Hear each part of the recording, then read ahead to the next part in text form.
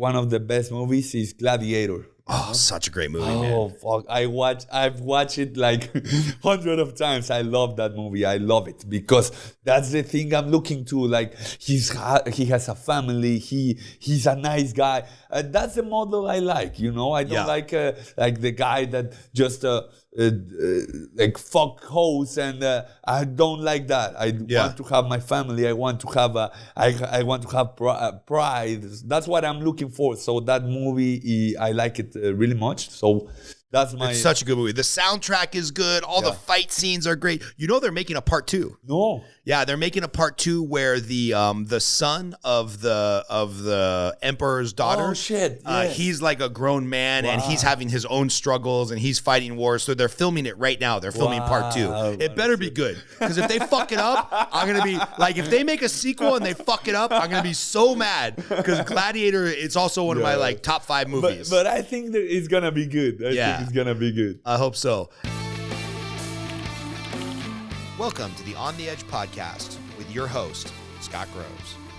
Hey, ladies and gentlemen, it's Scott Groves with the On the Edge podcast. I'm here with my buddy Anwar Aburto. Yes, Did I say it right? Aburto. Gosh, man, I'm going to get this right. It doesn't matter. All you need to know is that his name is Tarzan because he looks like Tarzan. He's tall like Tarzan. He's ripped like Tarzan. You should go look at his Instagram. And even though in 2024, we were going to be doing a lot of business podcasts, talking to realtors, financial experts, loan officers, I couldn't miss this opportunity to talk with you because you're currently 6-0, 7-0? 6-0. 6-0 in the MMA game. And I have a feeling that very soon you're going to be fighting in the UFC. So I'm like, oh, I got to get this guy on the podcast before he becomes a big deal and we can't get him on the podcast anymore. So welcome, man. And first of all, let's just start. Where are you from? Where do you live now? Where do you fight? Like, what's the background story of you? Because I only know you from the gym with the dude with the giant legs who I can't pass your guard. I was just telling you off air before we got started. The first time I rolled with you at open mat, I was like, oh, I'm going to pass his guard, no problem.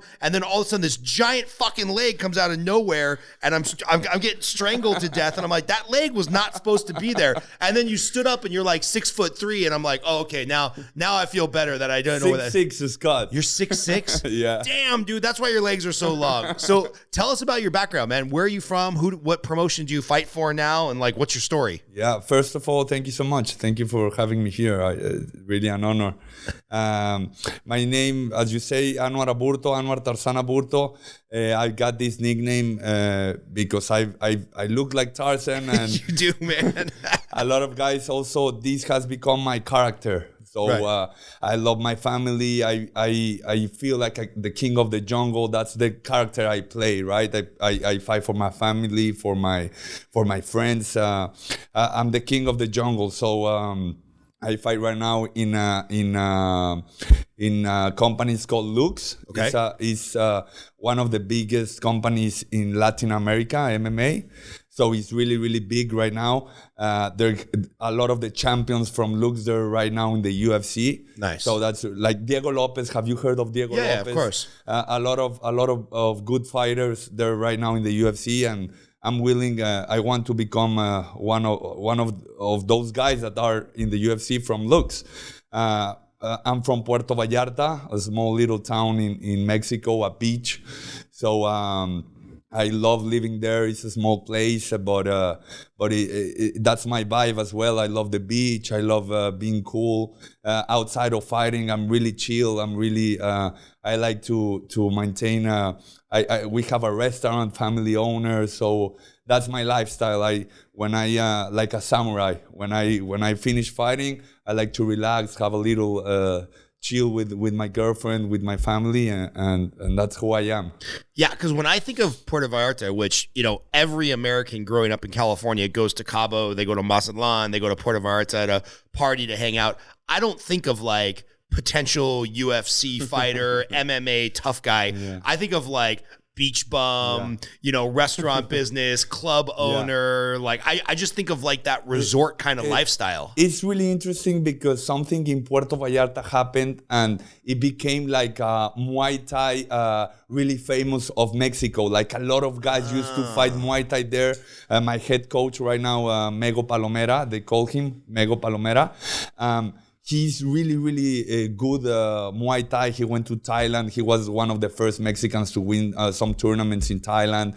So, like, Puerto Vallarta started getting, like, really famous with the Muay Thai guys. They started fighting, and that's why it became famous. And right now, we are putting more interest in MMA. So I'm the generation that is putting more MMA. We got now a guy also, it's called Brian Sucher, and he fights in PFL. He's also from the same gym as me in Puerto Vallarta. So we have talent, brother. We are a small place, a small city, but we are demonstrating that we have a lot of talent in Puerto Vallarta.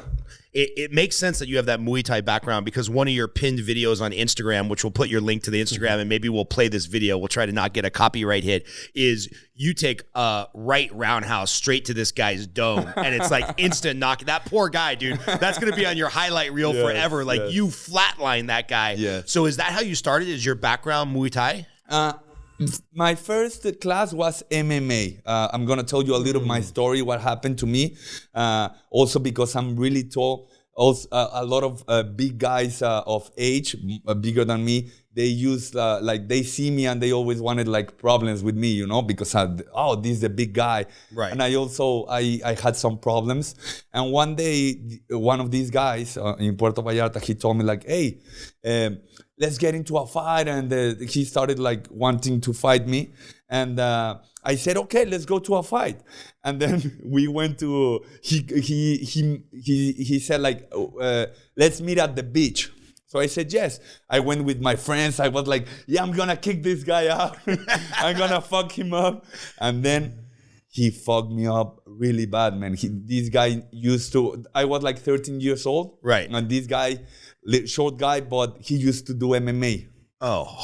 So I remember when we started like doing this, he started moving really good and doing things that right now I understand. Right. But in those moments, I didn't understand. Yeah, you're a kid. I was a kid. I didn't know. And he was moving, and he threw me some punches, took me to the ground, and fucking elbowed me. And in the beach, he fucking elbowed me and did me really, really bad. And so I remember they were also the friends of him. They were yelling some things that finish him with an armbar, finish him with like things that, what the fuck are they talking about, right? And then how old do you think this guy was when he wanted to fight you? He was like 2 or 3 years more than me. Oh, okay. So I was like 13, he was like 16. And how tall were you when you were 13? I was tall, but no muscle at all. Right. Like, just a tall, skinny kid. Just a tall, skinny kid. But I remember also in that fight, the most interesting, I remember I didn't quit. That's the most, he was fucking killing me. And I remember like they were telling me, Anwar, you want me to stop the fight? No, because in my mind, I thought at one moment, I'm going to take him out and I'm going to fuck him up. But that never happened. That never happened because, you know, if you know jiu-jitsu, if you know to fight, and you fight a guy that doesn't know, you go. Yeah.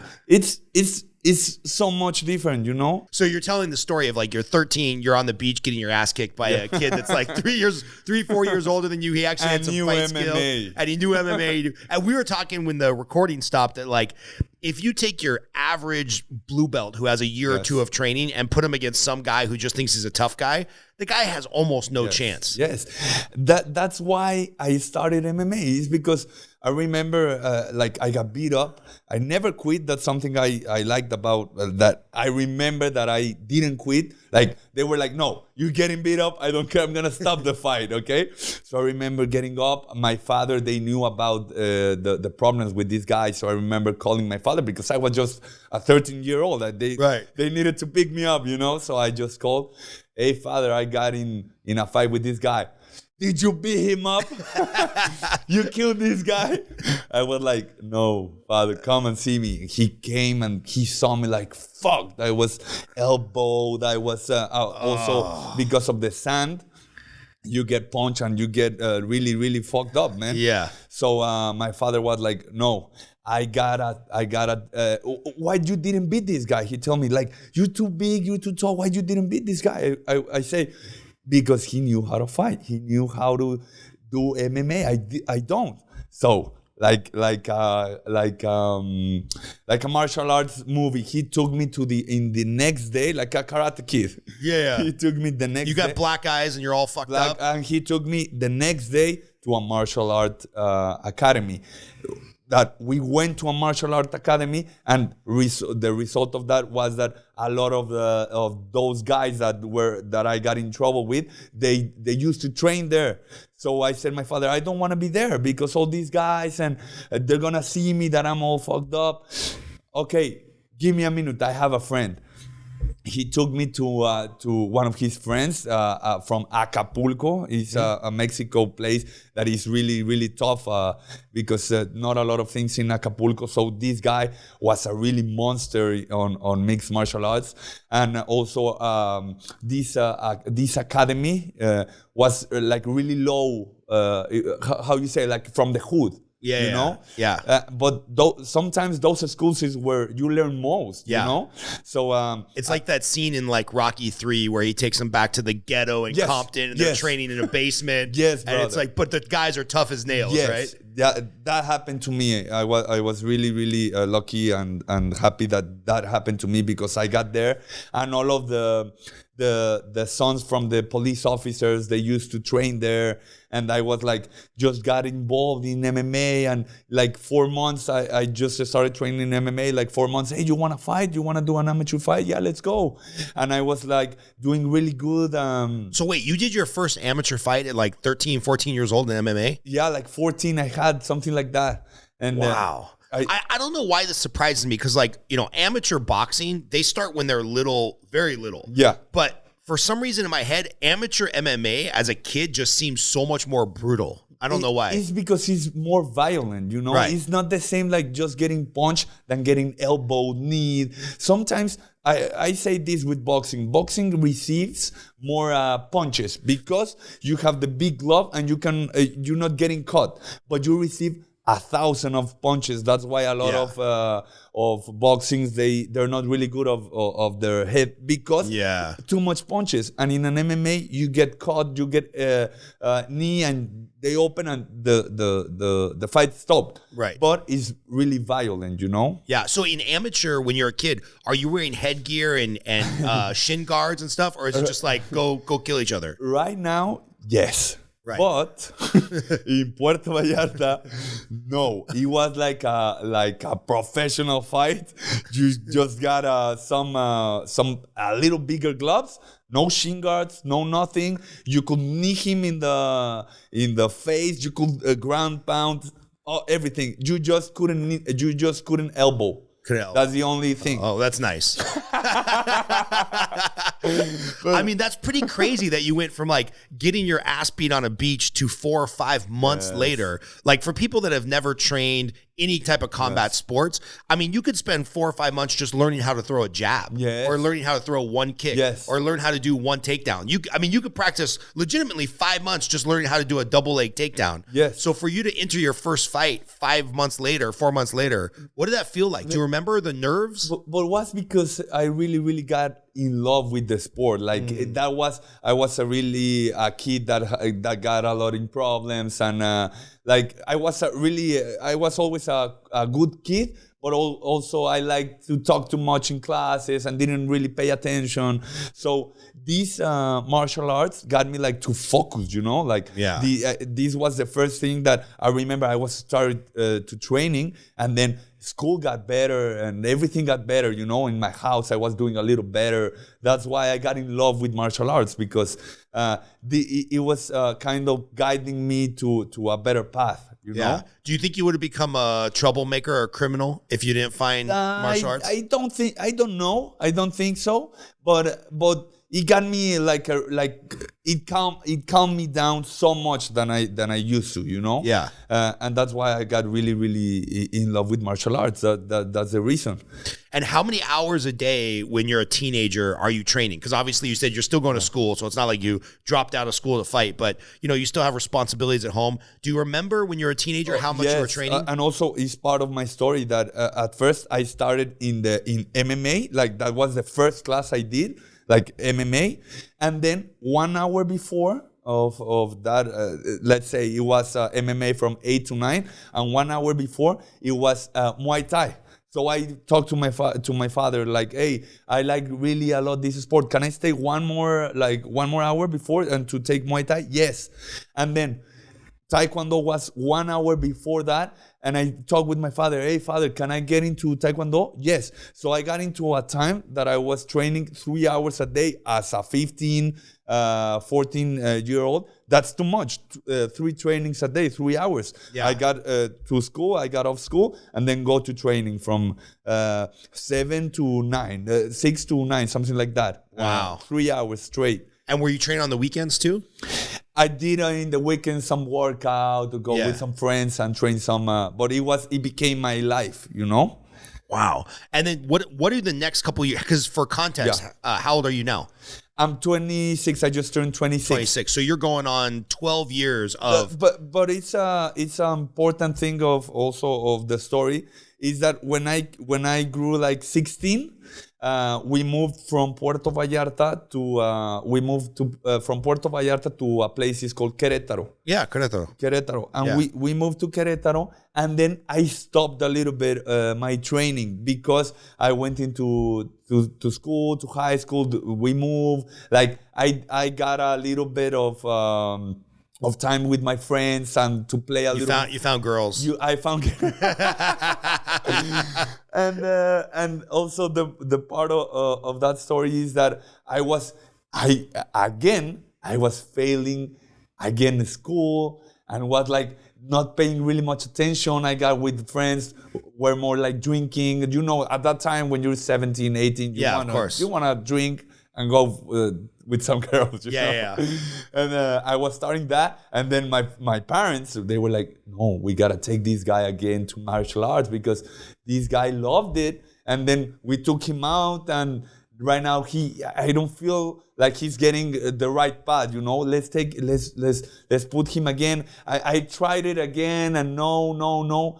And one day, I really like this part, and I really remember I was like 19 now, so I stopped like 4 or 5 years, something like that, a lot of time, and then I was in my house and I was thinking like I really loved when I trained. I really loved it. I remember everything I did, like everything was falling into place when I did this good, when I did this correctly, and I still can do it. I was thinking like I can still do it.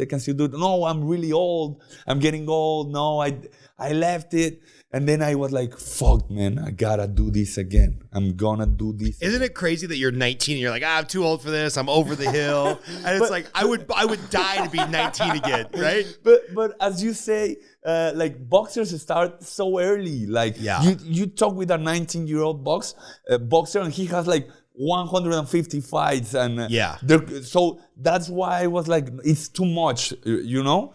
But the cool thing about this is that you're never too old to start something.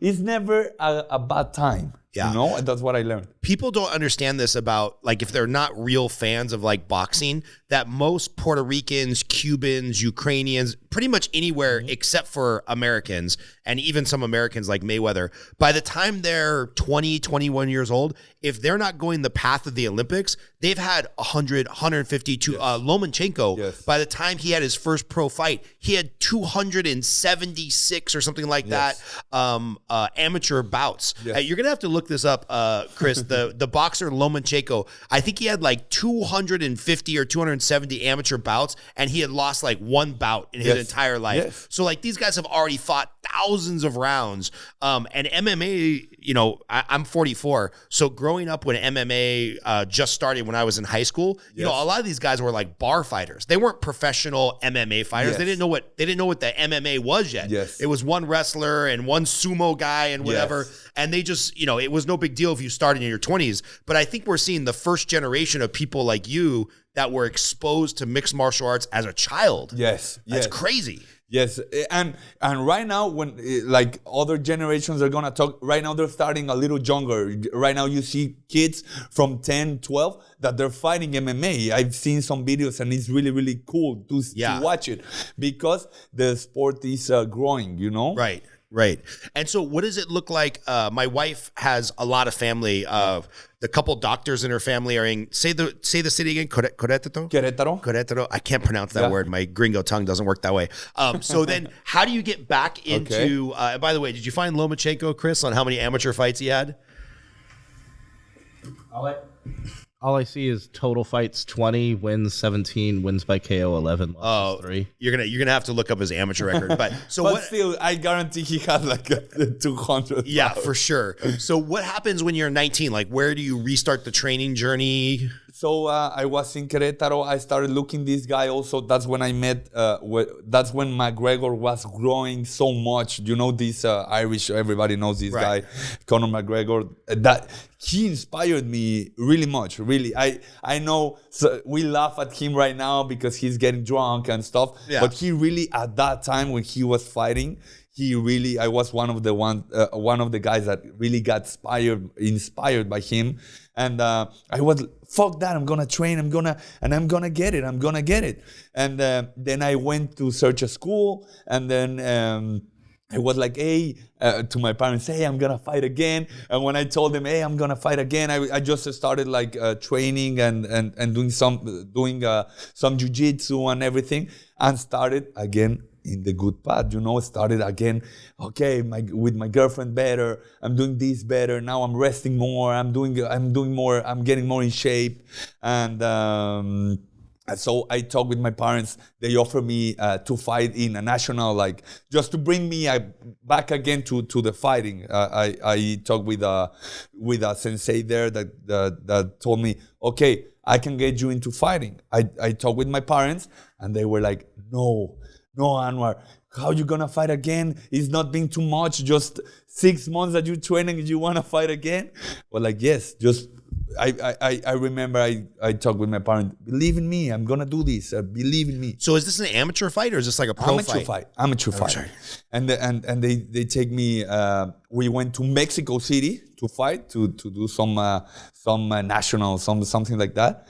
And I fucked this guy up, like 20 seconds knocked out. 20 seconds knocked out. It was like a national tournament. So I fought like 3 times. I have some videos. I'm gonna get it to you. 30 seconds maximum each guy. Wow. And you hadn't really trained that much in 4 or 5 years. No, I was just getting back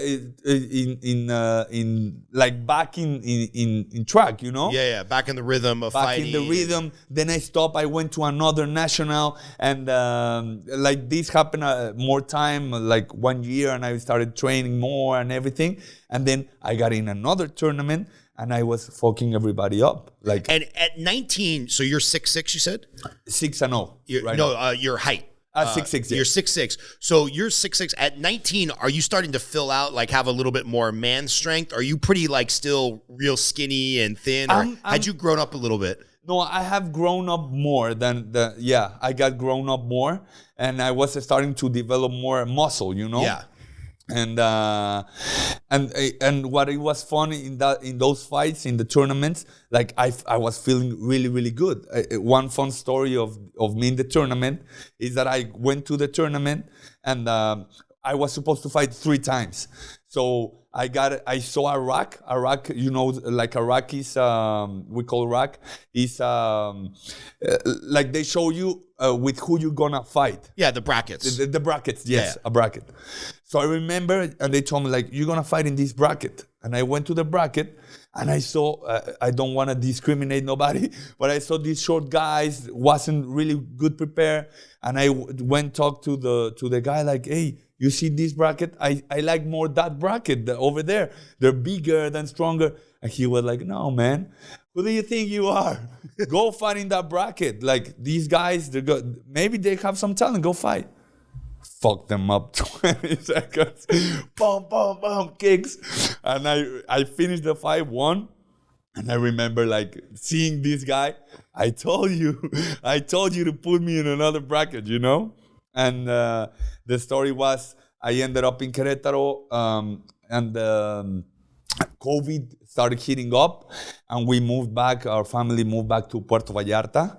So we moved back to Puerto Vallarta. I went back to to this place where I started, but wasn't the same. I feel like I wasn't the same. So I met this new guy that right now is my head coach. Is Mego Palomera, the one I was talking in the beginning. So I find this guy. He saw me that I was good. He started working with me a lot.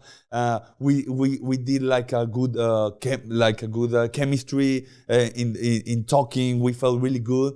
And then I remember it was really fun because I thought I was gonna do more amateur fights because that's what I thought. I just have like 6 amateur fights. I need to do more, right? But you have 6 amateur fights where you're knocking these guys out in 30 seconds, just flatlining them. Yeah, flatlining, like no problem. Hey, this quick interruption is brought to you by me, Scott Groves, the host of the On the Edge podcast. This podcast is brought to you by me. I'm a loan officer who can help you with a mortgage in all 50 states across the United States. I also coach loan officers. So if you are a home buyer who's looking to get a mortgage, if you're a realtor who's looking to partner with an awesome loan officer, or if you're a loan officer looking for coaching, get in touch with me. It's those sources of revenue that allow us to produce this podcast and get out a new episode to you every week for the last couple years. So if you're looking for a mortgage, if you're looking for a mortgage lender to partner with, or you're looking for a mortgage coach, I'm your guy. Now back to your regularly scheduled programming. And then that's why he knew everything of this that I talked. And then one day, my coach, he told me, hey, Anwar, I got this fight, but you're going to fight professional. You're ready. He told me, you're ready. I was like, fuck, man, you want me to fight professional? Like, you're ready. You want to fight amateur again? To what? Like, what are you doing? What are these guys bringing to you, right? You need to fight professional. You're going to do really good. And everything happened for a reason. He told me that. And then everything got canceled for the COVID, when COVID happened. So everything got canceled. But I got more time to prepare more to prepare for my debut. And do you think there was a benefit in him telling you, like, when somebody believes in you, that's a lot, right? Like, whether somebody tells you you can or you can't, like, sometimes you just believe it. Yes. So him telling you that, like, you're ready to be a pro, and then you got kind of lucky that COVID hit, so you got some more time to train. But, like, at that moment, did you just believe, like, hey, I'm a pro, I'm good enough to be here? I was thinking, like, I didn't know if I remember, like, talking back again when the COVID was starting to go down. I remember, like, hey, you really want me to go pro now? And he's like, you're ready. Believe in yourself, Believe in yourself. And that's what you say. Like, he was believing in that time more than I believed in me, Yeah. And it was really fun. I'm going to talk to you a little bit about this management team that I belong in. It's Upper Sports Management. Upper? Upper. Like an upper. Oh, upper cup. Like an uppercut. So that's how I make my debut. Was like so he called me, my coach, Mego Palomera. He said, hey, they're gonna sign one guy of our academy to Upper Sports Management. They don't want to sign you because you don't have pro fights, and they're signing like prospects, and we can sign you. I said, like, okay, I'm going to gain my spot. I'm going to do one pro fight in another organization, maybe not a really high level, but I'm going to do my pro fight, and then maybe they sign me. Yes, it happened more time. And they did an open sparring in Puerto Vallarta where I got invited, where all of the academies of Puerto Vallarta were in that place. Like they did like an open sparring, like an open mat. Yeah, they did an open sparring. It's almost like the NFL Combine, where they come to see who's got talent. Yeah, it's not a real fight, but everybody knows that there's something on the line. Yeah, and what was really fun is that one of the upper management guys was there when I got into the sparring. And I remember when I entered to the sparring, a lot of friends, because I know everybody in Puerto Vallarta, and there was, when I looked up, and there was a big guy as well, maybe like this height, like really tall as well, strong. And I remember that I looked at him, he was looking at me like a bad guy, He was looking at me bad, like that. And I say, okay, maybe this is the guy that wants that I'm gonna spar with, right? Because it's not common to find some big guys, you know? Right. So, there's not a lot of 6'4" Mexicans. No. That's why when I entered the room, like he also looked at me like, okay, we're gonna spar. And then I went, I was just wrapping up my hands, and I remember this guy came, like, hey, you wanna do with me? Yeah, of course. Let me just warm up a little bit. Yeah, I was warmed up. And then the sparring started. I told you the upper management team, one of the guys was there. And then I started sparring, and I remember this fucking guy was going crazy with me. Was going crazy. Boom, boom, boom. And then it became a fight. And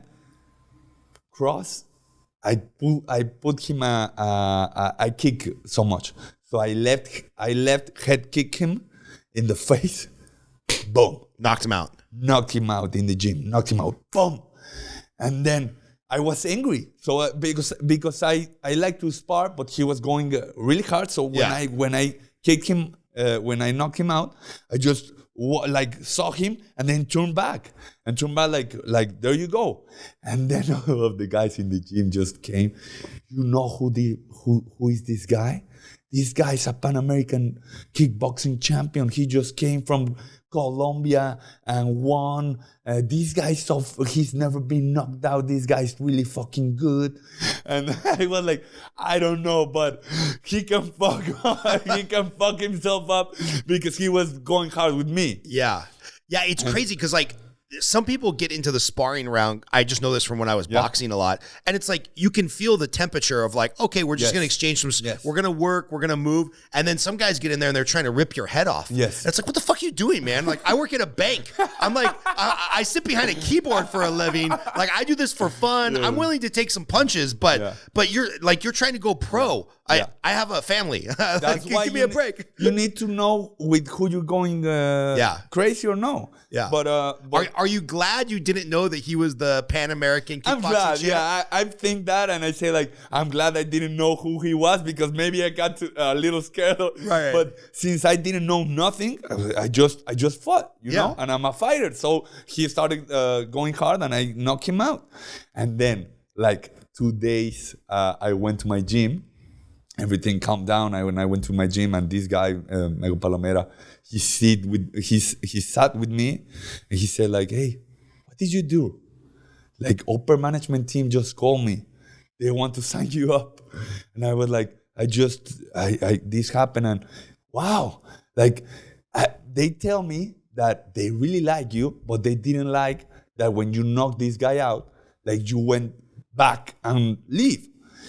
But I know who you are. He told me. I know that this guy was like, he was an asshole, you know? He was going hard. And that's why you acted that way, because I know you. I know that you are not like that. And even though at the end of the sparring, I went and I shake his hand and like, I know how to be respectful. I am respectful. But if we're sparring and you're going hard, I'm going hard as well, you know? Yeah. And that's what happened. I got signed with the upper management team that they're right now growing like some motherfuckers. His name is called Cesar Gomez. He's the owner of the management team, of the Mexico management team, and they're growing really, really much because they're grabbing all these Mexican talents, and they're not just like management team normal. They're investing in the fighters, you know? Yeah. Tell us about that, because I was shocked that it took so long. Who's the guy that you mentioned earlier, Diego, the one that was the first Mexican Diego Lopez? Diego Lopez, the first Mexican-born UFC champion, right? No, that's Brandon Moreno. Oh, Brandon Moreno. Yeah? I was shocked that it took so long for Mexicans to make a big showing in the UFC, because Mexico has a fighting culture. You go back 100 years, they have some of the greatest boxers. Like, Mexico is like very much a fighting culture. So why do you think it took a while for MMA to catch on? Is it because they're so in love with boxing, or? I think also, brother, it's really important. You guys in the States also, the culture of supporting athletes here is really good. Like government is really good, Russia really good. They pay their athletes, they do this, they do this. In Mexico, not really. Like we don't get a lot of support. I think that's the main problem, that we don't get a lot of support, and you need support. And in everything you do, you need support. Like you need support of your wife, your kid, whatever you do, you need support. And these guys, upper management team, they're supporting us. They're helping us with everything. Like they really take care of us like a family, like somebody that they want to grow us in the sport. And right now, this guy has like he had Jair Rodriguez, he signed with him. He has a lot of fighters in the UFC, Mexican guys. He's doing really good things because he's supporting us, and we got the talent, we got the talent, and we love fighting. Mexicans, we love fighting. I love it. So it's really cool to have those opportunities, Because you were saying off air, and I know just a little bit from being around the boxing world, how dirty some of the management companies, they're like, oh, we're going to sign you to a contract that's very one-sided. Yes. We're going to give you no support. You're going to go fight. We're going to throw you to the wolves. And then if you do well, then we'll come in with some money. Yes. But what you were saying is that upper sports management, they're helping you with the finances of the gym. They're helping you with your housing. Like they're being a real talent manager. Also because this guy is really, really, really is right now is my friend as well, and he is really welfare. He comes from a good family, and he wants to create a legacy. That's his goal. He wants to create something big. So he right now. He knows he's gonna make it's a business, but right now he's investing, man. And growing a business is like that. You need to invest, and he's investing on us. He's really investing on us in all of his athletes. He has us here in Vegas, house. He helps us sometimes with food. He gives us to move. He pays us the gym. He's helping us so much. I couldn't be here without him. I couldn't. And I see you around town training at Extreme Couture, training at 10th Planet. So I see you're putting in the work. Yes. You're not squandering the opportunity. I mean, even when you were coming over, I was like, hey, do you want me to grab you a beer or what you drink? You're like, no, man, coconut water. I'm training. I got to stay healthy. Somebody else is investing in me. I got to invest in myself. Yes. And I think especially the danger of the UFC and the kind of epicenter of the fight game being in Vegas, there's a lot of distractions in Vegas. Yes. A young man has a lot of ways to get in trouble in Vegas. Sir. And immediately you were like, no, man, I drink coconut water. That's it. I was like, all right, fuck. I'm going to smoke a cigar. You can drink coconut water. That's fine. But what's like, we don't have to talk about the finances, but what's the agreement? Like, are you kind of expected to fight every 6 months, or is the goal to get to a bigger contract like the UFC and then you and the management team will split? Or like the agreement is he takes a percentage out of us. Right. But right now, seriously, like, the percentage he takes us is nothing, like what he's giving us. So we fight really, really happy, and we know we have his support, and we know also we're gonna get really big money one day. That's what we are hoping, I hope really to get into big fights in the UFC. That's my dream, that's my goal. And I know one day everything is gonna pay off, and I'm gonna get also this guy big money because it's a business, And I wanna make big money too. So I'm just learning to take the opportunities. You say like that? I'm just learning to grab all the opportunities. I'm trying to grab them, and right now I grabbed this opportunity of. They're asking me to fight in Mexico City one day before UFC Mexico. So UFC Mexico is going to be the 24th of February. They want me to fight 23rd of February. Mexico City as well. Main event, 5 rounds.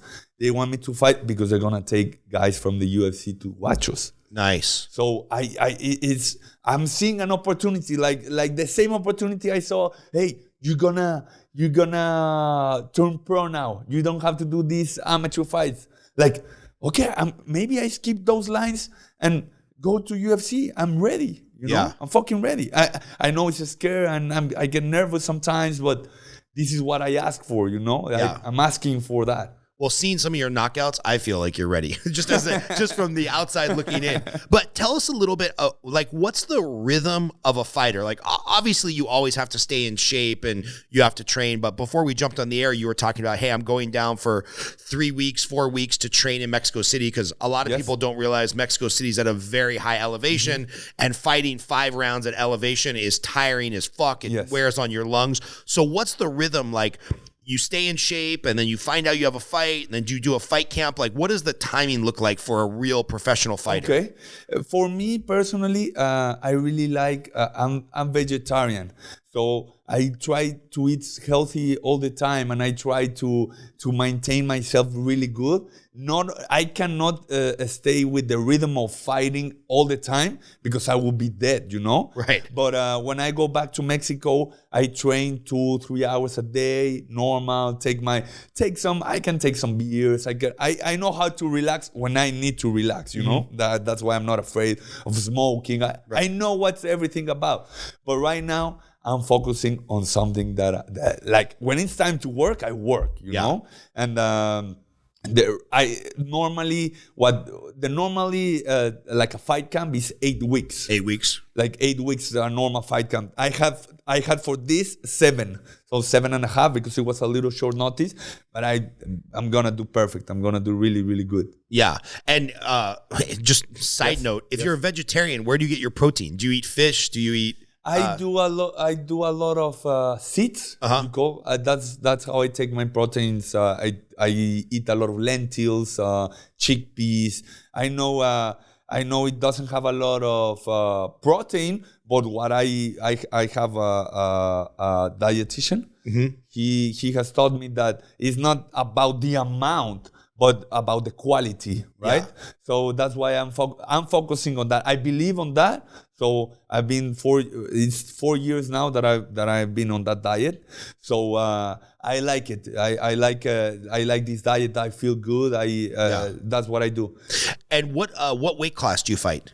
I fight 170. 170. So let's talk about the weight. Like, when you start 8 weeks out on a fight camp, how much do you weigh the first day of fight camp? Obviously, you know, for people that aren't familiar with the fight game, you'll weigh in at 170. You'll be 170 pounds for about 5 minutes, and then you start rehydrating. So where do you start, you know, weight wise, and then where does the cut happen over the 8 weeks? I don't like to go more than 25 pounds. I go like 195, 196. But a lot of these guys go like 40 pounds. Yeah, it's crazy. It's crazy. Like 40 pounds. I don't. I like 25, 30. But that's how I like to maintain.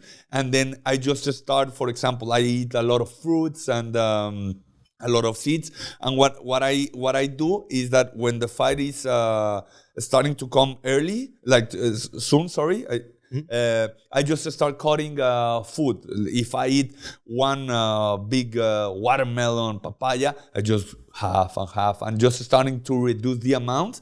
And that's how I do the weight cut. Like, for me, I really do a not easy weight cut, but I don't. It's not really hard for me to do the weight cut. So you're not trying to cut 17 pounds of water weight 2 days before the fight or something crazy like that. No.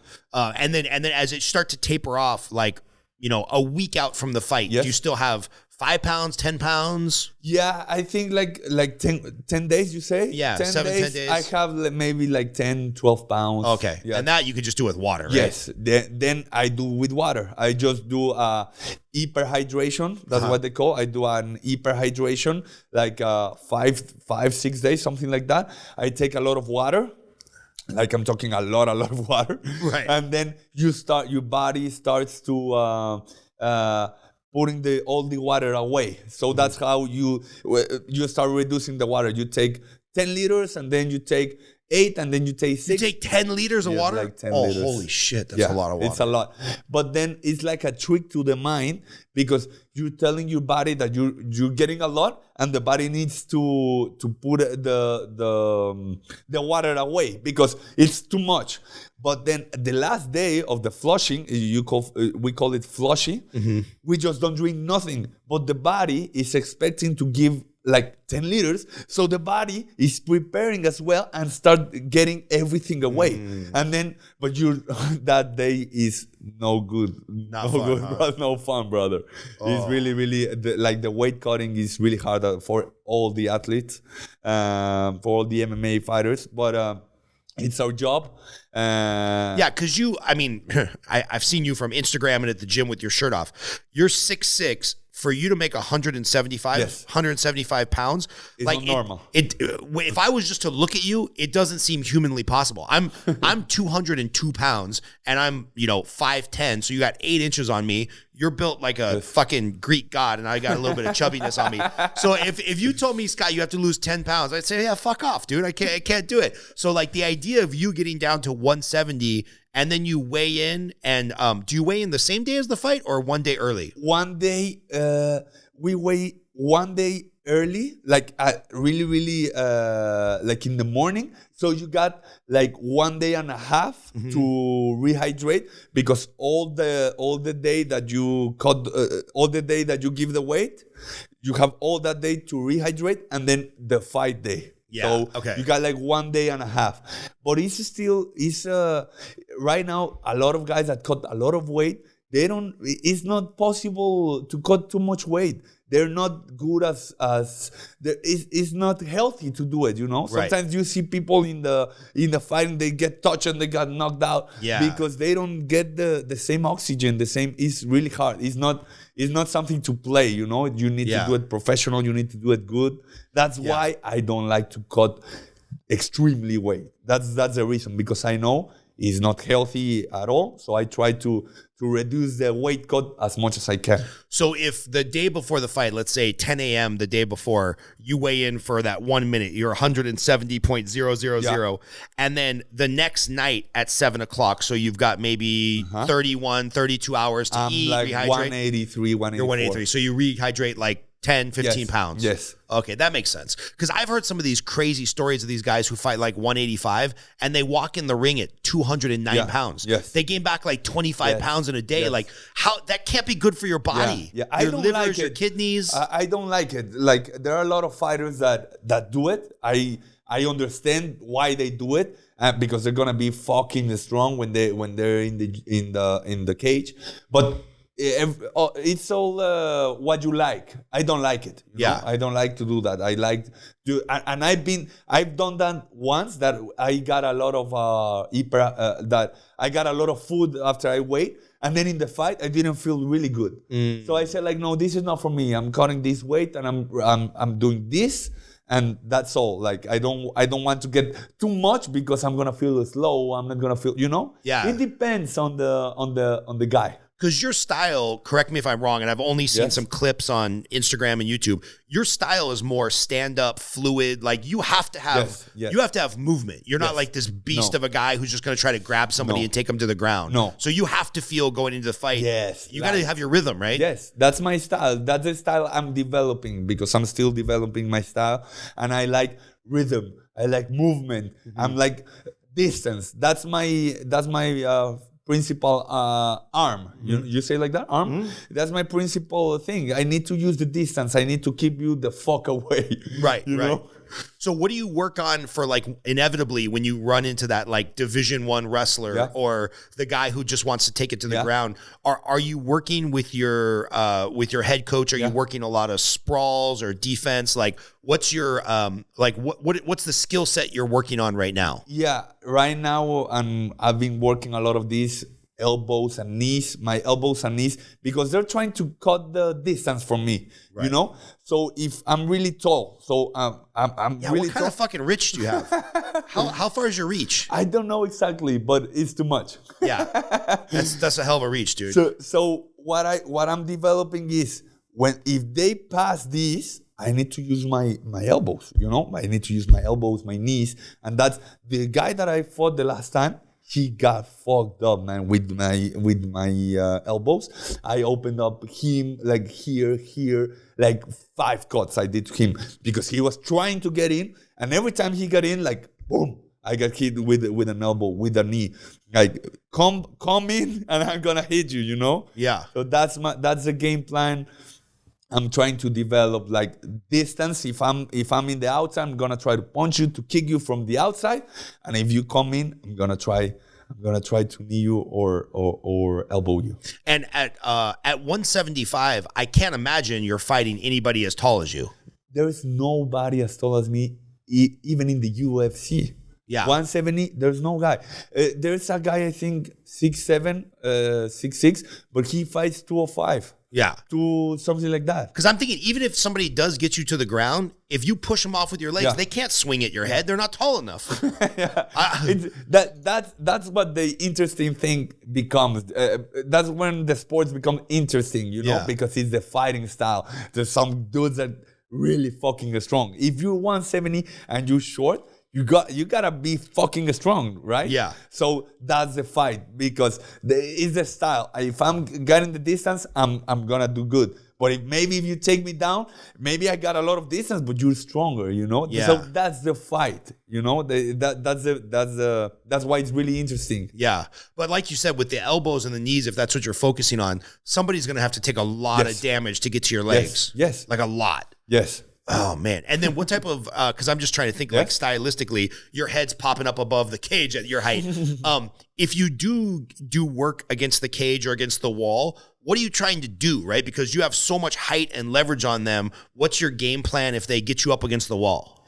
I'm not trying to go to the ground. Right. Really, I'm not trying to go to the ground. I really train the ground as well. I love jiu-jitsu. I really train a lot of wrestling right now. I'm training a lot of wrestling because I need to know everything, but it's not the game plan, right? It's like I have these guns, but I don't want to use them, you know? Like, stay away from them. I don't have to use them, but if I need to use them one day, I gotta use them. Right. But I want to keep him off the wall. I don't want to be on the wall. I want to be in the center of the cage. That's my goal. That's my plan.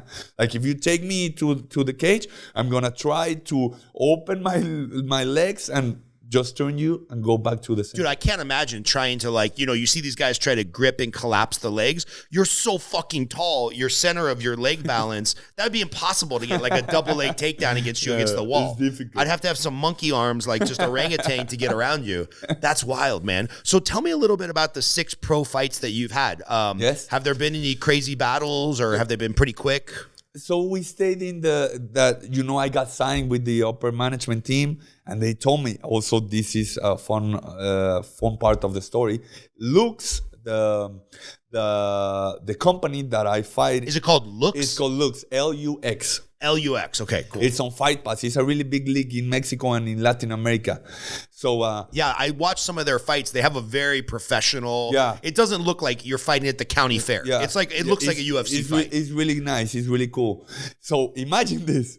I haven't fight I didn't do a lot of amateur fights, and then they signed me, and then they told me you're gonna do your pro debut in Lux. So that's, for me, it was like, fuck, man. Like, because of the head kick I did to this guy, then they told me you're gonna fight and you're gonna do your debut in Lux.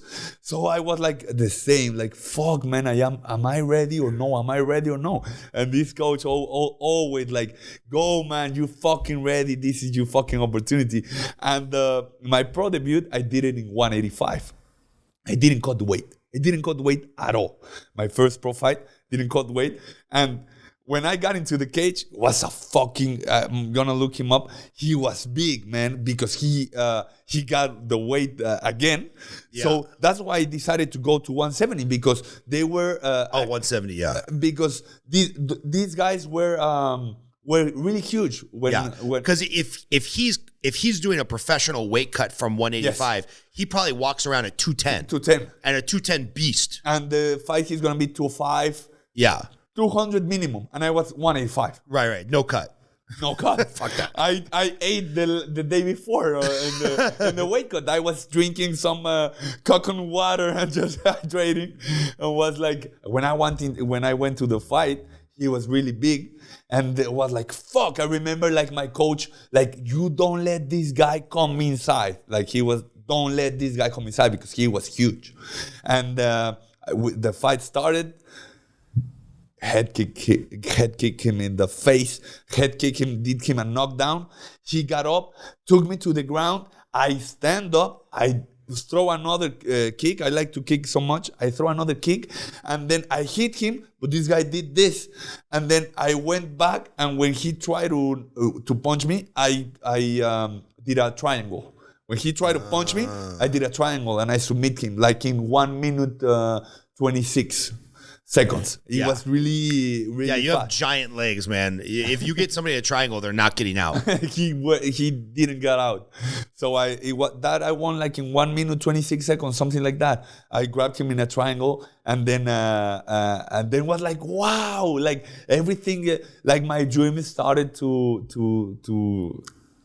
pay off, you know, like everything I was planning. I did the debut. Like I remember I hugged my coach, like, thank you for believing in me. We're going, right? Like everything you say now, I'm gonna believe, right? Because now I'm not gonna doubt in myself. He was like, we're going down to 170, Tarzan. We're going down to 170 because you saw this motherfucker. And maybe if we go more professional, these guys are gonna get bigger. So you need to go to 170. You can do it. Like, I see you, and you can do 170 easy. Yeah. And I was like, okay. And then I started second fight, first round, ground and pound, finished the guy. The third fight, finished him first round, knee. The fight you saw, that was the third fight. In my fourth fight, I had an injury on my knee. Something happened.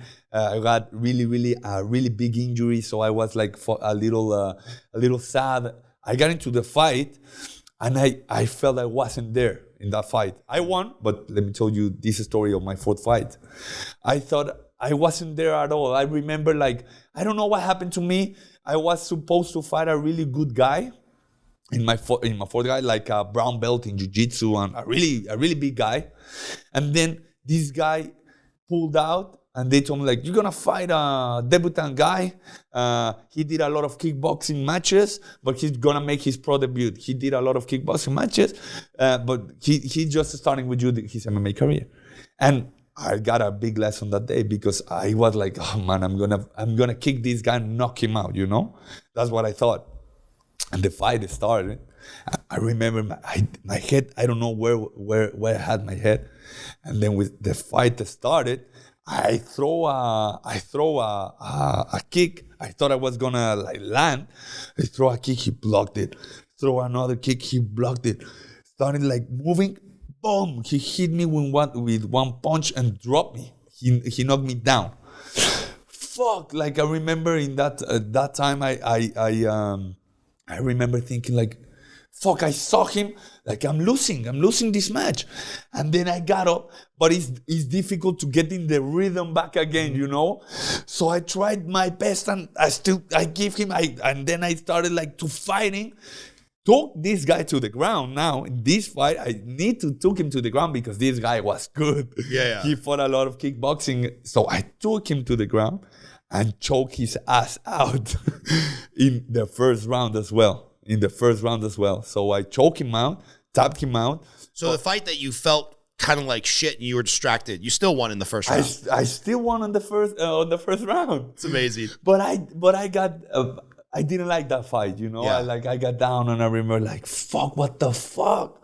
What was the lesson for you about, you know, keeping focus or staying disciplined? Like, coming out of that fight, when you reflect on it, what do you think the good lesson was? The good lesson was that you need to always be, you need to feel there, you know? Like, you don't need to discriminate nobody, or just because, this guy's debutant or something.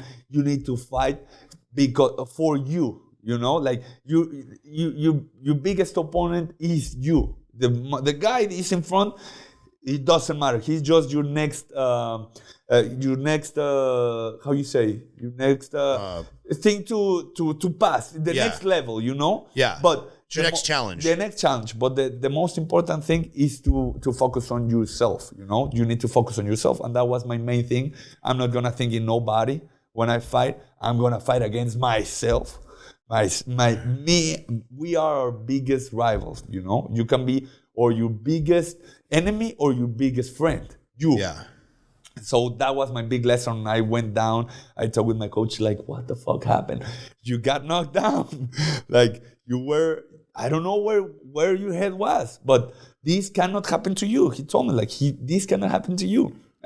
But I'm glad this happened to you. He told me that. Like, I'm glad this happened to you right now because you need to understand that this is the fight. And it's going to keep happening. It's a fight, you know? Right. But because if you're not paying attention and you run into a young John Jones or a young Sean Strickland who their overhand right will put you to sleep, like that fight's over, right? Like if you're not focused. Yes. Oh, man. So, all right, 5th and 6th fight, what do those look like? So that was the 4th.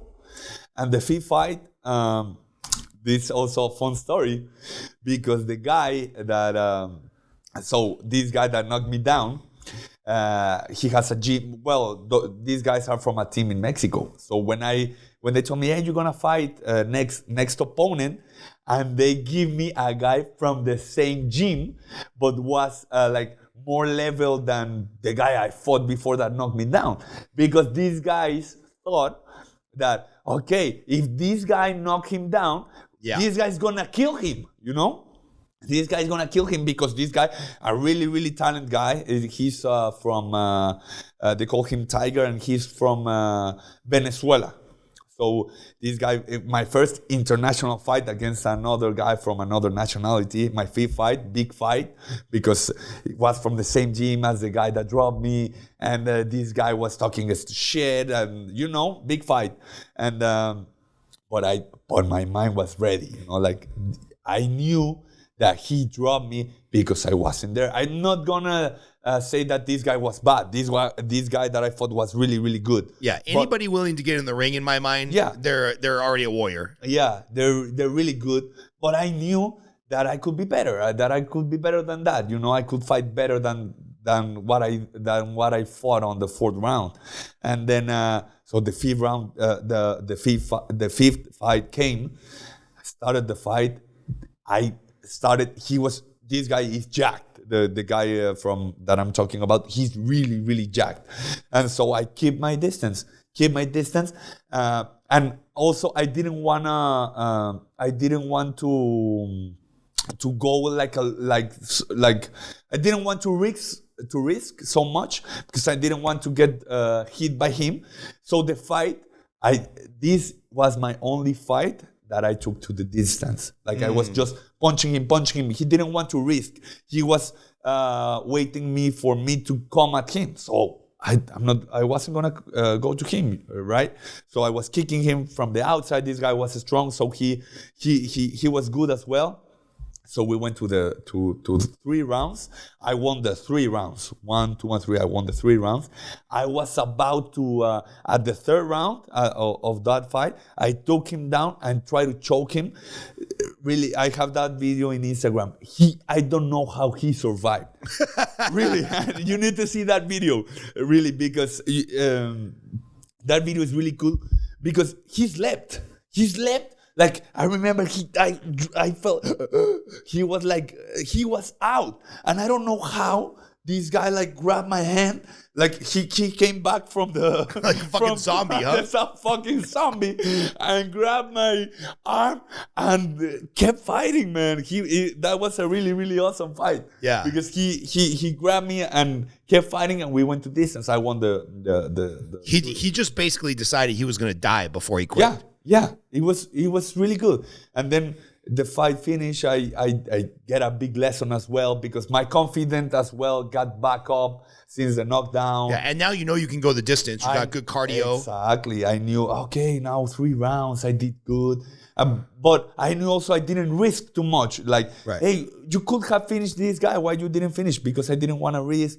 But now on the next fight, I think I know how, right? Like, I believe more in myself. I know that I can finish this guy. I'm going to finish my next fight. I remember I said, I'm going to finish my next fight. And then, so the next fight, the 6th, the last one that I had, was against a guy that has some fights with some UFC right now. So he fought Chris Curtis? Have you heard of this?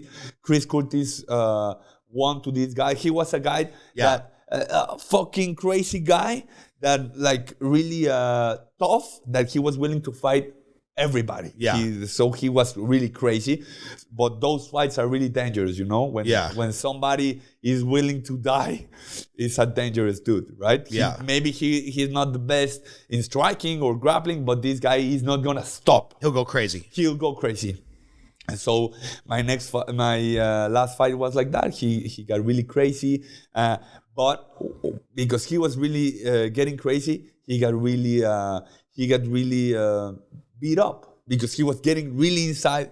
Caught on the second round. They stopped the fight. Too many cuts on his face. Too many cuts in his face. What weight does Chris Curtis fight? He fights 185. Jesus Christ, because that dude is big. Because he's like really good friends with Strickland, right? And I see Chris sometimes. He comes over and does jiu-jitsu at our gym to get in some more wrestling. And that fucking dude is huge. He must walk around at like 220, 210, and then cuts down to 185 because he is a beefy guy. Did you train with him at all? I trained with him. I trained with I don't know if you know, but Strickland fought Adesanya. Adesanya. I was the sparring for Strickland when he fought Adesanya. Because you're kind of built like Adesanya. You're tall, you're lanky. Yeah, and when I got in the gym, they saw me. I didn't used to spar with the Strickland. I didn't like because he goes crazy. He has he's famous of being crazy with his sparrings. But like he was nice. I really got to know him more. And then he was paying me the rounds. I trained with him a lot, and also I trained with Chris Curtis, but more with the Strickland for that fight. So I was really glad that he went fight Adesanya and then won. So we can put this as the intro to the podcast. That we'll just say you're the reason why Sean Strickland beat Adesanya. We'll say it's all because of you. It's all because of Tarzan and his training style and your physical makeup. You got Strickland ready for Adesanya. You are the reason why Strickland is the world champion of the UFC. We'll put that. I would like to say that. Yes. Okay. Perfect.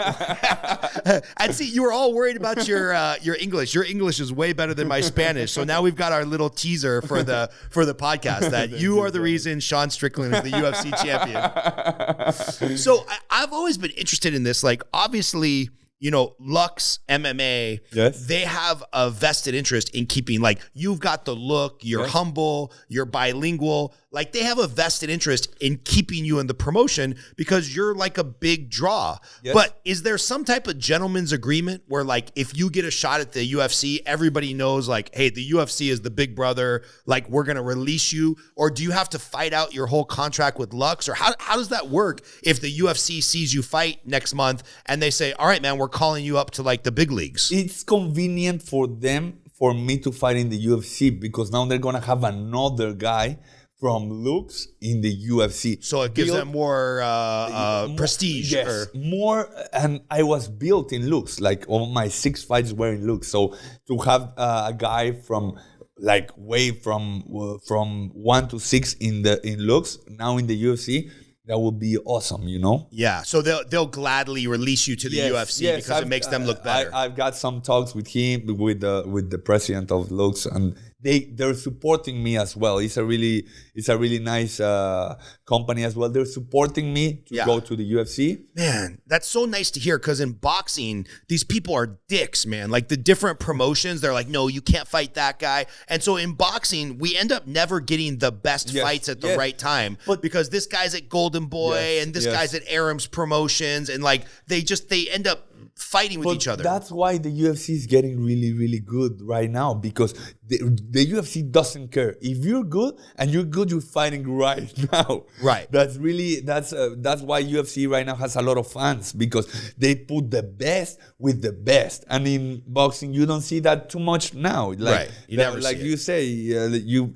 got a guy that is good, and they're putting some guys that are not good because they want to build them. Yeah. So that's why UFC is getting a lot of fan base right now. Yeah, I saw a podcast with I can't remember if it was Roy Jones, one of the older school fighters, that was really popular during the 90s. Yes. And he's like, man, back then it was like a badge of honor. If you had a loss or a couple losses, it's because you fought all the best guys. Yes. And now the boxing is all about protecting the record, try to get them to 25-0, try to make them like the next Mayweather where they're undefeated. Mm-hmm. So we end up, like even Mayweather and Pacquiao, they fought 5 years too late. Yes. It's just silly. But it seems like in MMA, people like you who are willing to take risks, good coaches like you that are trying to push you to take risks that they know that you can handle. And then, Dana White or the president of Lux, they just have a vested interest in making the best fights right now. Yes. Oh, interesting. So are you fighting in the main event? I'm fighting in the main event. Congrats, man. Thank you so much. Is it your first main event? It's my first main event. Oh, man. It's my first. In MMA, we fight 3 rounds. And main events fight 5 rounds. Yeah. So it's really, really also a good opportunity because I'm going to fight 5 rounds. I'm going to, in altitude, like everything is not on my side, Right. But I'm still going there and still going to give the best version of myself. I'm thinking right now, I want to be in the UFC. I want to be in the UFC really much. But I'm focusing on giving my best performance, the best performance of my life. And I'm focusing on that. And if I give my best performance, I know I'm going to get signed, Yeah.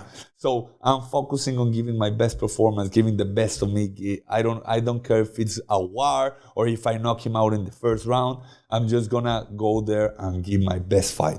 And, when we talk about going from 3 rounds to 5 rounds, and we talk about fighting in Mexico City at 6,000 feet elevation, what's the training been like? Are you doing more cardio? I'm doing a lot of cardio. Yeah, I'm doing a lot of cardio. And what does cardio look like for a pro fighter? Because when I think about cardio, it's like, oh, maybe I'll go run a mile at like a very slow pace because I'm old and I'm fat. But what does cardio look like for a pro fighter? For me, a part of everything I'm doing right now, I try to do 30 minutes jump rope every day. That's like I'm doing a 30-minute jump rope. Aside of the 4 hours of training I do every day, I do 30 minutes every day. And then I'm right now for the first time in a really good place in Vegas. It's called Project Wellbeing. Okay. A lot of NFL guys and a lot of guys go there to do the workouts. So they're doing my strength and conditioning over there. And when I go 3 times a week over there, it's called Project Wellbeing. Project Wellbeing. We're gonna have to put up a screenshot of their advertisement or something for Project Wellbeing because I haven't heard of them, but they're really just good training and athleticism. They're doing a strength and conditioning, and I close with them. With the sprints, like I do a lot of bike, I do a lot of sprints with the. Do you do that fucking assault bike thing? Oh, fuck that machine, man! All right, so anybody who thinks they're tough or thinks they're in good shape, get on an assault bike, and if you don't know what an assault bike is, Google it, and just try to go full speed for 1 minute on an assault bike. You will feel like you're having a stroke. I do rounds of that, sprinting, 20. I did last time I did 5 rounds. 20 seconds maximum, 20 seconds maximum. Got out, no resting. Got some little weights. And shadow box for 1 minute. Without resting, sip of water, go back. 20 seconds sprint. 1 minute shadow boxing. That we're doing a lot of cardio for getting ready. Somebody right now is sitting on their couch listening to this podcast, and they're fat, and they're like, 20 seconds. What's 20 seconds? No, go try to sprint for 20 seconds on an assault bike, and you'll have a heart attack for sure. Yes. Oh man. All right. So you're really picking up the cardio. And what is your 4 hours of training, man? That brings up so many questions with how do you balance the training and the recovery and the diet? 4 hours of training. There's days, and I'm nowhere near at the level you are, but you go to open mat and it goes a little bit long and you get in some extra rounds. And after 2 hours, sometimes I've come home on Saturday and I just sit on the couch and my wife's like, what's wrong? Is this jiu-jitsu helping or is it hurting? You're out of commission for 24 hours. And granted, I'm 45, you're 26, but what does 4 hours of training look like? What's the rhythm, or how much of it is sparring? How much of it is positional? Man, a lot of it's really hard. My week today on Saturdays is my resting day. I don't do nothing. I just recover. I did in the morning. I went to, these guys are helping me as well, the upper management team in the Project Wellbeing. They give me massage. I went to sauna. I do. It's part of my job to recover well. Yeah. You know, today is my recovery day. I don't do nothing exercise. Just eat, sleep, and go to recover. They do me. I get the red light all over my body. Epsom salt, everything today, because I know tomorrow is still a little. Tomorrow, jump rope, do a little shadow, and then go to the open mat. I do like the weekend still slow, and on Monday really hard. I try to do a little of everything on the days. That's how I like it. So, for example, I get in the morning some drills, kickboxing drills, and then I do some grappling, and then I do some wall, and then I finish with some strength and conditioning. So that's maybe the day. And then on Tuesdays, I do the same thing, but then I do sparring. So my Tuesdays and Thursdays sparring sessions. Wednesdays as well. Everything is, I try to do a lot of everything in the, I try to do what I mean by everything is some grappling, some boxing. I try to do everything in one day. I try to do 1 hour of boxing. I try to do 1 hour of grappling, because we need to be complete. That's my, I like that, you know. I don't do, one day I do 4 hours of boxing. No, I don't like it. I like to do 1 hour boxing, 1 hour wrestling, 1 hour of strength and conditioning. So it's really hard. I go really, really hard till this day. Today was my day of recovery, and I'm glad that I make it to this day. You're like, oh, finally, I get somebody to massage me, take care of the food. I like this day. Yeah, this is the good day. So the sparring brings up a lot of interesting questions for me, because you know, the body can only take so much punishment. So how do you balance, like, there's no substitute for what a real fight feels like. Like the first time I fought an amateur boxing match, my heart rate was probably 200. You're tensed up. Like if you don't get real sparring practice, you're going to be a fucking mess when you go into the fight. Yes. But you also have to make sure you don't get cut. You don't overwork. So like, what's on a sparring day? What does it look like for warm up, and then how many rounds? And are you intentionally going with guys that are worse than you, the same as you, better than you? Like, what does a sparring day look like? We do in the Extreme Couture, we do 5 rounds of 5 minutes, so like a championship fight. Shit! And then we close with some grappling, so 2 more rounds of grappling. So I know that's why I'm not really scared for the 5-round fight, because I'm preparing and I'm doing good. Yeah. And but what I try to do.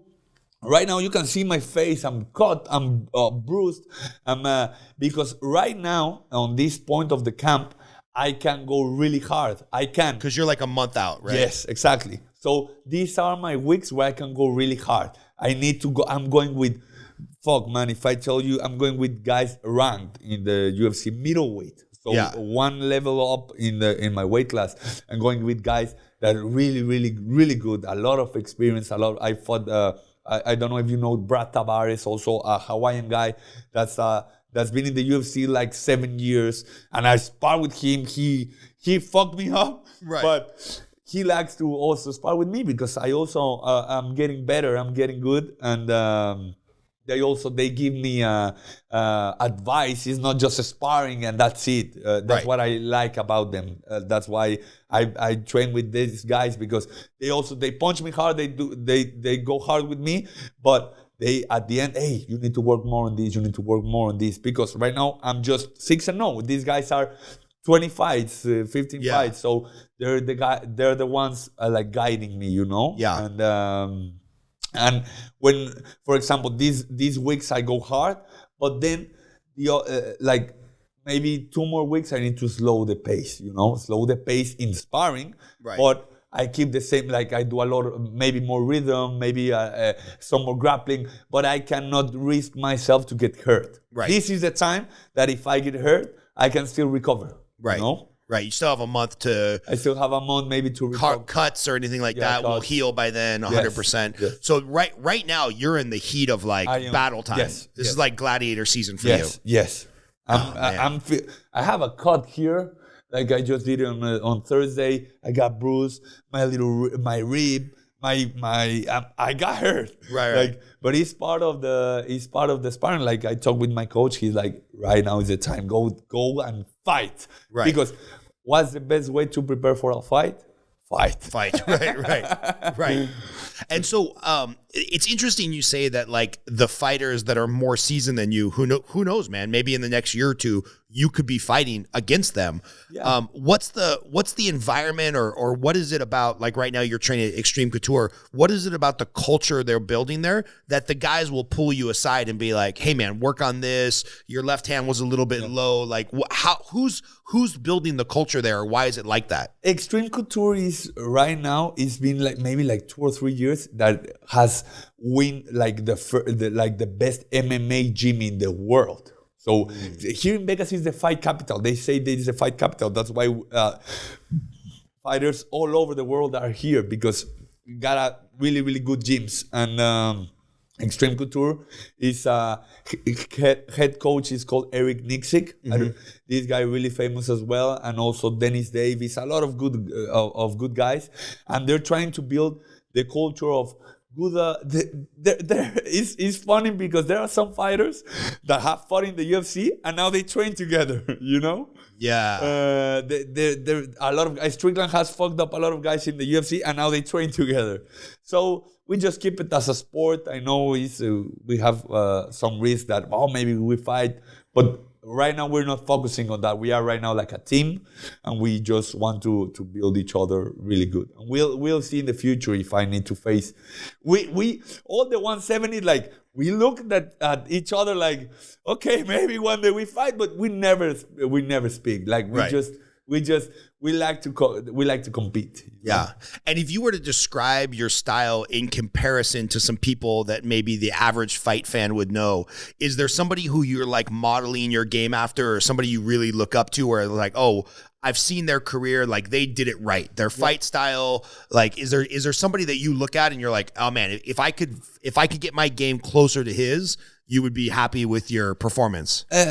In speaking of mind, I really, really love some guys. They can laugh right now but I'm a McGregor fan. Like, really, I used to love how he think. You know, and that's why I think he got really, really famous, because he was not the biggest guy but he really believed in himself, and he really did everything he had a confidence in himself that I love. You know, I really, really look. I have pictures of him in my fucking in my room. I have him in the phone. I really look up to him.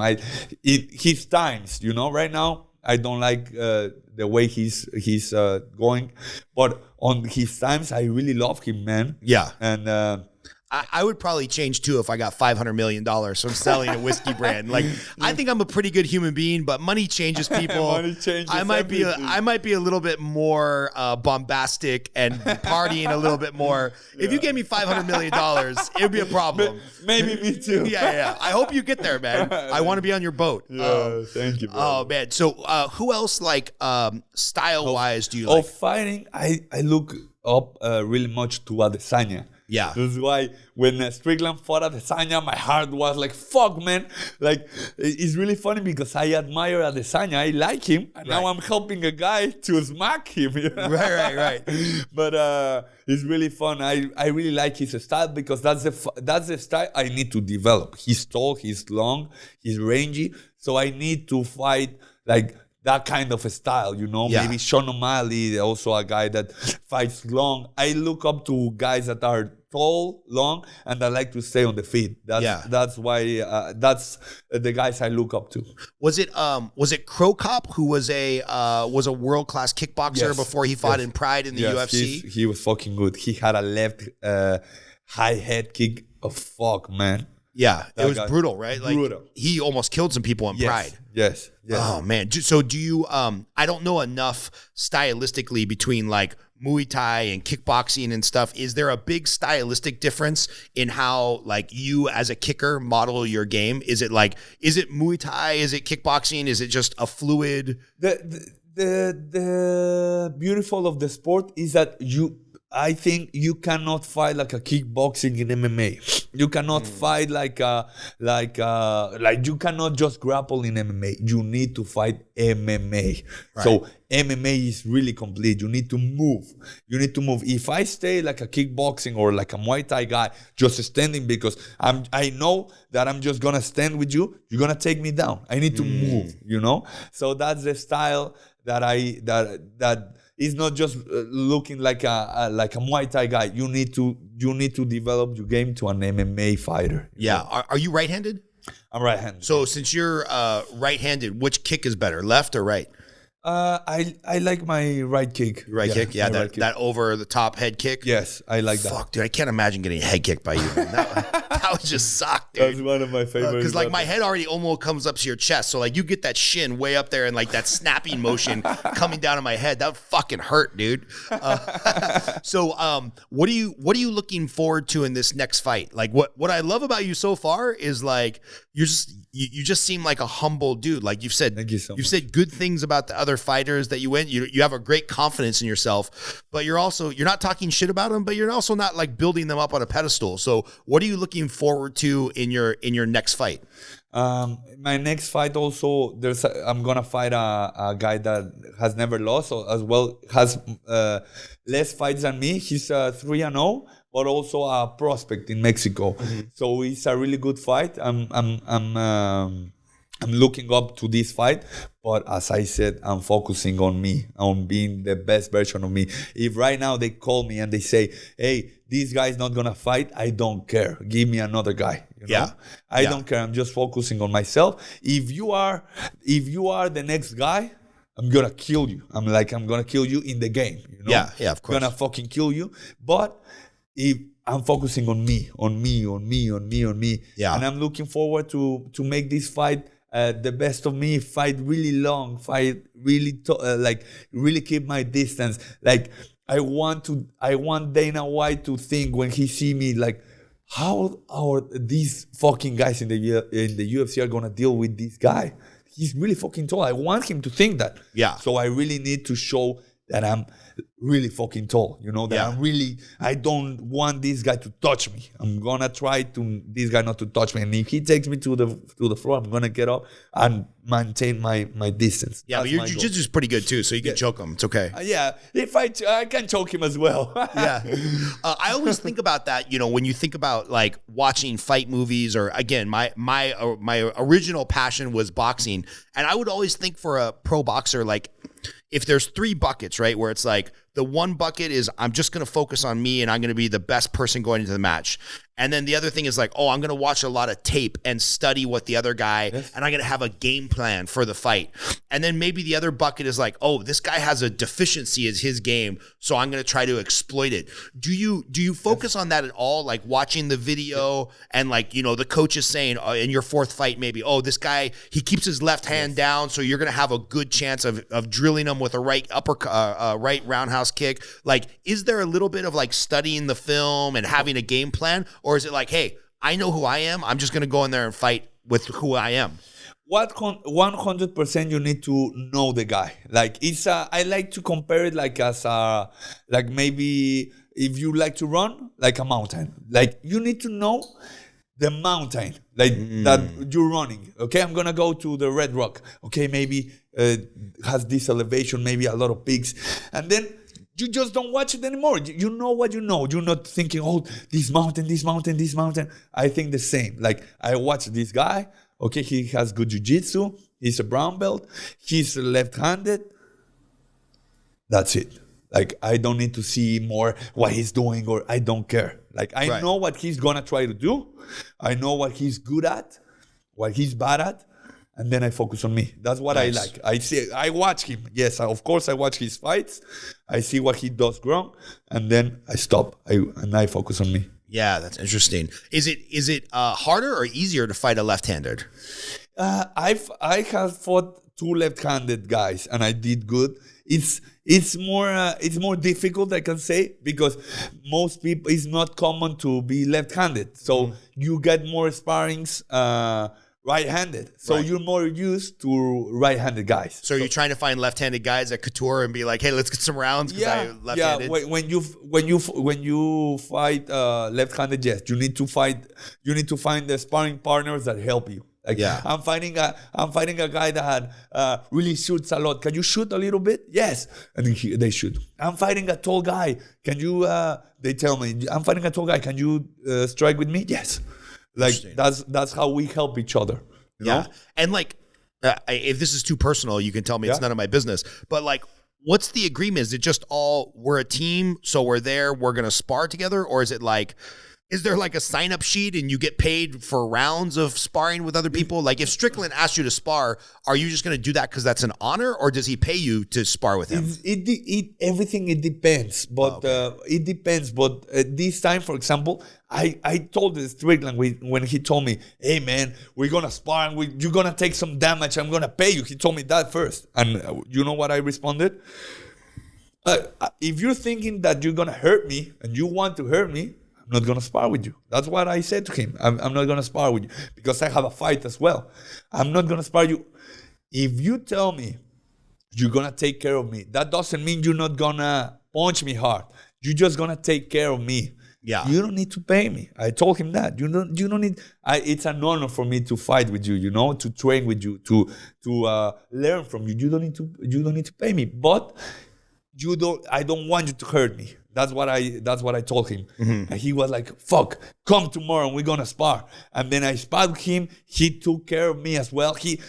Taking care of a guy, it doesn't mean that you're not going to punch him hard. It just means, for example, I hit you in the fucking rib and I see you are hurt. I'm not going to fucking punch you again or try to knock you out. Right. Are you all right, man? That's what I like in sparring session. Yeah, you don't want to get caught with a body shot and then he knees you in the face. Yes, no. I don't like those guys. It's not a fight. Like, I need you in the face and I see you wobble. Hey, brother, are you okay? Yeah. Take a break. Take a break. Round's over. No, come on. Okay, I see he wants to fight. I'm not going to go hard because I know I'm going to make him work. Right. It's like it's a gentleman's agreement. Yes. I like to spar those guys that know how to take care of the sparring partner. That's what I like. Yeah. And but he's still Strickland still when I told him that the sparring finished and he just paid me as well. He told me like, I'm getting money, man. Just have it. That's why he's a nice guy. Like I got to know him and he was he's really a champion. That's why he has the belt. Yeah. Yeah. And do you find that most of the guys in the gym are of that quality? Yes. Like the guys that are assholes, do they just wash out of the culture? Yes. In Extreme Couture, everybody good athlete, good partners. That's the culture. Yes, of course. The guys that are not like that, they're not there. They don't last. Yeah. I'll just leave it at that. Yeah. Does Randy ever come into the gym still, or does he just own it? He goes sometimes. I've seen him, and sometimes he gives class. I've seen him 3 times, 4 times, not really much. Yeah. But he's done a really good job. That guy's built an empire for himself with gyms and then with his movie career and stuff. Yeah. Like he's really done it. Yeah. I know it's a long way away because a lot of these guys like yourself, they'll hit their physical prime around 29, 31, somewhere plus or minus 5 years. Most men are their strongest and their wisest for the fight game right around 30. So you probably got another 10 years of great fighting ahead of you. But do you ever daydream about the future? Like what might happen when you're 35, 40 and getting punched in the face isn't fun? Like, do you want to train or own a gym or do movies or be a celebrity in Puerto Vallarta and run a bar? Or like what would be a retirement plan for you in 10 years? I don't know exactly. I'm right now I'm flowing a little bit, but if I think I just want to have a hippie retirement life. I want to own a big restaurant. I want to just be with my girl. My plans: retire with some money, buy a boat, and I want to do that for just retiring. Go with my girlfriend, some dogs. Just go ski. Yeah. I like that, all those kind of things that right now I cannot do too much, Right. I want to do that when I retire. Is Puerto Vallarta where your heart is? Do you think that's where you'll stay? Yes. I think of that because I think of coming to Vegas sometimes, building a family here, but right now, everything can change. But right now, I like my family and everything in Puerto Vallarta. And then when I have camp, come here and then go back. I like this thing. I like to think like a samurai. A samurai is a guy that if you see a samurai walking, you don't know he's gonna kill you. You know, you don't know he can.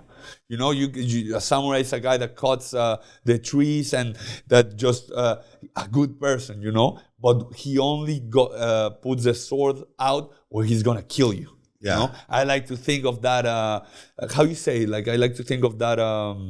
Mentality, yes, of like a samurai. I go like back to Puerto Vallarta, I train, but I don't think of, I'm not, if right now I'm more violent and everything because right now I need to, you know, but when I'm in Vallarta, you're gonna see a fucking hippie just without shoes and walking in the beach with his dog. That's who I am. I like it as well. Yeah. And what's it like for your girlfriend, man? Because I think about it sometimes when I have a bad day at work, like my wife and kids can tell, right? And it's one of the things that I don't like about working from home is that when I worked in an office, I would have half an hour to drive home and I could unwind and I could decompress and I could listen to some Led Zeppelin or Guns N' Roses and get it out of my system. And by the time I walked in the door, I kind of left work behind. But when you work from home, like my kids can see it. My son, sometimes he's getting to the age where he knows to ask. He'll be like, Dad, are you in a bad mood? Like did something go, my son, his favorite thing is like, did something go wrong on a meeting call?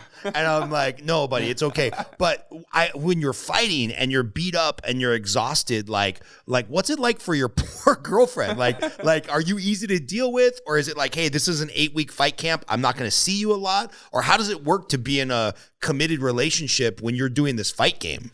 She knows she's a really, really nice woman. She's really, really lovely. That's why I'm with her, you know, because it's really difficult to be with an athlete. Like it's a different lifestyle, but I found her and she found me and we really get into each other. She knows that when I'm in fight mode, when I'm Tarzan, because it's my character, when I'm the fucking savage, she knows I'm not gonna be the same romantic guy that like when the fight starts coming more like to the day of fighting, I'm not the same. You know, I'm not the same of the hey baby, and no, I'm not the same because I'm gonna try to fucking kill a guy.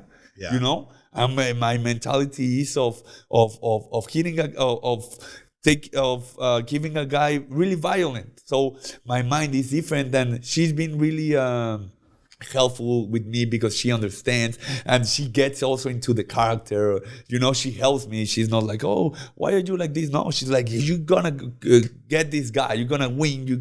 So she supports me as well as all my family. Like all my family they all go to my fights. They scream as loud as anybody in the crowd. So I really fight for my family. I love it. And yeah, it's really, really nice to have that kind of support. And do they stay in Mexico while you're here training, or do they get to come up here at all and stay with you? Or no, they haven't come here. My girlfriend came one day. Well, since I was starting camp, she came like one weekend, and we went to the Grand Canyon and just did a really relaxing thing. She went back, and I started my camp. Yeah. But as I told you, when we are getting closer to the fight, more isolation, more concentration, you know? So they know. Yeah. They know me when I'm going to fight. They know how to take care of me as well, you know? Yeah. And going back to your great relationship with upper sports management, like you're not having to work another job right now, right? Because I know there's a lot of aspiring fighters. There's even pro fighters where they have to be a waiter during the day just to pay their bills. But you right now are in a position where you can focus 100% on fighting. Yes. Man, what a gift. Yeah, that's why I really one day I hope because I'm liking the chat. If you know one day I'm gonna present you this guy. He's really, really, really nice, and this guy has treated us like family. You know, he want the best for us. He want he want us to. He has told me that like you don't need, because I say hey thank you always thank you. He said like you pay me working hard. If I go to Vegas and I see you working hard, you're paying me. So he's really nice. He always helps us. So yeah, it's really an opportunity. I'm getting an opportunity that I cannot. That's why I'm focusing really much. That's why I don't go out. I don't go. I'm gonna have time to go out. Yeah, you know? It's not. I'm not that kind of a guy that I'm scared of this or scared of this. No, I'm gonna go out one day and get fucking drunk. Yeah. You go party when the fight's over. I'm gonna party one day, but right now I'm gonna work. You know? Yeah. I like that, to think that. When you win the UFC championship in a couple years, I want to fly down to Puerto Vallarta for the party. Yes. And, I've got a funny story about Puerto Vallarta, actually. We had our first kid, Gabriel, my 7-year-old. And when he was about a year old, 18 months, my wife and I took our first vacation away from Gabriel. Okay. And we left Gabriel with my mother-in-law. I've got the world's best mother-in-law, Juanita. She took care of Gabriel. We went to Puerto Vallarta for like 5 or 6 days. And Karina was feeling so good. She had lost all the baby weight. She was taking pictures in a bikini again. And she has this one picture. And we got back and she's like, look, I finally look like I did before I had the baby and whatnot. And then we found out she got pregnant in Puerto Vallarta. So then we had the second kid. So Puerto Vallarta has a special place in my heart. And so we'll have to go back there at some point and eat it. Does your family still have a restaurant down there? Are they still? Oh, okay. Right now they have a restaurant, and this is something I didn't talk, but I opened up a little restaurant with my girlfriend. She's right now opened like the same name of my family's restaurant. Oh, nice. Now we put a little restaurant, so my girlfriend stays there. She stays focused as well. She's working a lot in the restaurant. So when I'm here, that's part of the process, right? She wants to work. She's not like just laying in the home, because she needs to do something, and she's working right now in a restaurant we just opened like 2-3 months ago. Congratulations, man. Thank you so much. So building the business at the same time, like you're gonna have to marry her soon, man. You gotta lock it in. Yeah. One of the best meals I've ever had in my entire life was in Puerto Vallarta. We got in a taxi cab and we're like, hey man, take us to like the best place where you would eat. Like, we don't want to eat on the beach at some tourist place or whatever. Just take us to your favorite place. He starts driving way up the hill, and I'm looking at my wife and I'm like, we're gonna fucking die. Like, he's kidnapping our ass. And we went all the way to the top of the hill and we pulled up at this house, and he's like, just go into the house. Go into the house. What the fuck? I'm like, this is how every bad movie starts. Like, this is like a horror movie. I'm like, all right. And I was like, but you were thinking like, I told him, so I'm gonna enter. I'm gonna do it. So we walk in the house, and then all of a sudden the house opens up to a porch, and it's one of the most beautiful views in Puerto Vallarta. And it was like all you could eat lobster for like $50. Wow. It was one of the best dinners I've ever had. And then I come to find out it's like a pretty famous place, but it's off the beaten path, way up this hill. Wow. And I love everything about Mexico. I think at some point we'll end up living in Mexico for a while, because my wife's her family's from Guadalajara, this little town called La Palma. So I need to learn Spanish so I can get dual citizenship. My kids have dual citizenship in Mexico. So to take the citizenship test in Mexico, you have to live there for a year, and then you have to be able to speak the language. So I got to get off my ass and learn Spanish, man. That's really cool, brother. Yes. So I always like to end the podcast with a couple questions. Okay. And I'll have an extra one for you. So, and you can answer these in order. The first question is always, what are you most looking forward to? I think I know the answer to that one. My second question is, what's your favorite movie? Okay. And then my third question is there a fight that either you've been in or a fight that you've watched that like, oh, that's one of my favorite fights of all time? So favorite movie, favorite fight, and like, what are you most looking forward to in 2024? Okay, so I'm going to start with the movie. I have a lot of movies, but I think one of the best movies is Gladiator. Oh, such a great movie, man. Oh, fuck. I've watched it like hundreds of times. I love that movie. I love it because that's the thing I'm looking to. Like, he has a family. He's a nice guy. That's the model I like, you know? I don't like the guy that just like fuck hoes, and I don't like that. I want to have my family. I want to have pride. That's what I'm looking for. So that movie, I like it really much. So That's my. It's such a good movie. The soundtrack is good. All the fight scenes are great. You know they're making a part 2. No. Yeah, they're making a part 2 where the son of the emperor's daughter. Oh shit! Yes. He's like a grown man and he's having his own struggles and he's fighting wars. So they're filming it right now. They're filming part 2. It better be good, because if they fuck it up, I'm gonna be like, if they make a sequel and they fuck it up, I'm gonna be so mad, because Gladiator, it's also one of my like top 5 movies. But I think that it's gonna be good. I think it's gonna be good. I hope so. And then any favorite fights that come to mind, or fights that you watched growing up that you're like, oh, that made me want to be a UFC fighter? One of the fights that I really like is, John Jones? Yeah. You've heard of this guy? Yeah. I saw there's a fight between John Jones and Shogun Rua. It was a Brazilian, that this Brazilian guy was really dominant and he was really good. And John Jones has had like 21 years. And he got an opportunity to fight for the title. He wasn't going to fight for the title. He was just a prospect. And then when he won a fight, and then they put the mic and they told him like, hey, man, they just told us that the fighter that was going to fight Shogun Rua pulled out. Something happened to him. You want to fight? And he started like crying. Like he went like, fuck, yes. And then he went to the fight and demolished like Shogun Rua with 21 years old and become the youngest champion in UFC history. Right now, he's the youngest champion in UFC history. I love that fight. Really good fight. He just demolished the Shogun Rua. And as well, John Jones, a really fighter that I like. He's really long, tall, big legs. He keeps his distance really well. As well, he likes to grapple. So I like him really much as well. Yeah, that's great. And then plans for 2024, like you're going to win this fight that's coming up. And then how many, do you want to fight 1 time, 2 times, 3 times a year? Like, what are you looking forward to? This is a really good question because, man, I'm going to say it, but I'm going to be in the UFC this year. I like to flow. I really like to flow, but I think it's the year, I don't want to pressure, but I think it's the year. Everything is